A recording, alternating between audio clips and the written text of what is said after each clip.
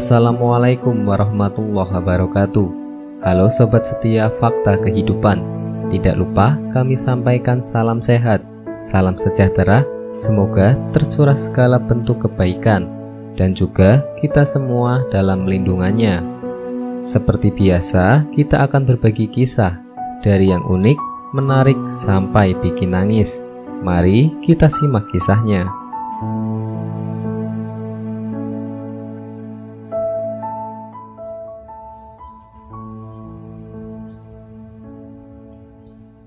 Kisah nyata, hobi baca Al-Quran. Jasad orang ini berpindah dari Turki ke Madinah. Kisah hobi baca Al-Quran. Jasad orang ini berpindah dari Turki ke Madinah.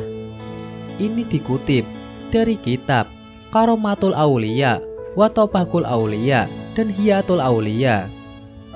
Syed Muhammad bin Al-Wali Al-Maliki Al-Hasani, ulama besar Mekah berkata, dulu ada orang tua di Turki yang hobinya membaca Al-Quran. Dari masa muda senang membaca Al-Quran sampai masa tuanya. Namun ketika dia memasuki usia tua, orang tua itu mengalami kesulitan membaca lantaran matanya sudah tidak seperti dulu lagi. Lalu ia pun memiliki ide untuk menulis Al-Quran dengan tangannya sendiri dan ingin menulis dengan huruf agak besar sesuai yang dia inginkan. Tujuannya agar dia bisa membaca Al-Quran dengan jelas tanpa kesulitan sedikit pun. Akhirnya selesailah Al-Quran hasil tulisan tangannya sendiri. Setiap hari ia membaca dan membawa Al-Quran tersebut. Ketika menjelang wafatnya, orang tua itu berpesan kepada anaknya, apabila ia wafat, hendaklah Al-Quran itu diikutsertakan ke dalam jasadnya di dalam kubur. Setelah wafat, anaknya pun menunaikan wasiat ayahnya untuk memasukkan Al-Quran itu ke dalam kuburan ayahnya. Setelah berlalu 1 tahun, anaknya menunaikan ibadah haji. Ketika anaknya berada di kota Madinah, anaknya berjalan-jalan ke tempat pembelanjaan. Ia memasuki sebuah toko kitab dan kaligrafi di Madinah. Alangkah terkejut anaknya ketika melihat Al-Quran yang ditulis ayahnya ada di toko itu. Ia pun bertanya kepada penjaga toko itu sambil menunjukkan Al-Quran itu kepada penjaga toko. Dari manakah Al-Quran ini didapat? Penjaga toko itu menjawab, saya mendapatkan Al-Quran itu dari seorang penggali kubur. Anaknya berkata lagi, bisakah Anda mempertemukan saya dengan penggali kubur tersebut? Lalu, penjaga toko itu segera mempertemukannya dengan penggali kubur tersebut.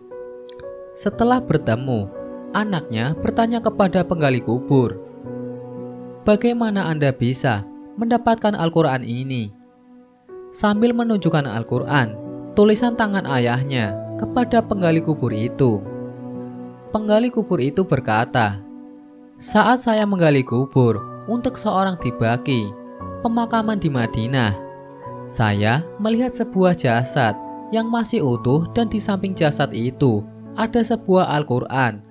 Tulisan tangan persis dengan yang ada di tangan Anda sekarang ini. Saya pun mengambil dan menyimpannya. Dan suatu ketika saya butuh uang, akhirnya saya menjual ke sebuah kedai. Anaknya berkata lagi, bisakah Anda menunjukkan kepada saya di mana letak posisi makam Anda menemukan Al-Quran ini? Kalau Anda mau menggali makam itu untuk saya sekali saja. Saya ingin melihat orang yang ada di dalam makam tersebut. Penggali kubur itu pun mengiyakan dan dilakukanlah penggalian. Setelah penggalian, akhirnya tampaklah jasad ayahnya yang berada di kubur itu. Jasad dalam keadaan masih utuh. Anak itu pun menangis melihat jasad ayahnya, sekaligus kagum dengan keajaiban itu. Padahal dia melihat sendiri saat pemakaman ayahnya di Turki setahun yang lalu. Dan bagaimana bisa makam ayahnya sekarang berada di kota Madinah? Mengenai kisah ini, Sayyid Muhammad bin Alwi Al-Maliki Al-Hasani berkata, seseorang itu akan dikumpulkan bersama orang yang dia cintai, baik di dunia, di alam kubur ataupun di akhirat nanti.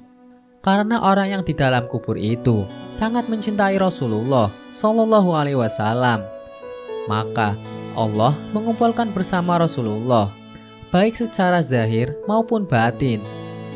Menurut Imam Al-Ghazali, hal itu bukanlah suatu perkara sulit atau mustahil. Dan kejadian seperti itu memang sudah sering terjadi. Semoga kita dan anak keturunan kita istiqomah membaca Al-Quran dan termasuk golongan ahli Al-Quran. Wallahu a'lam bishawab.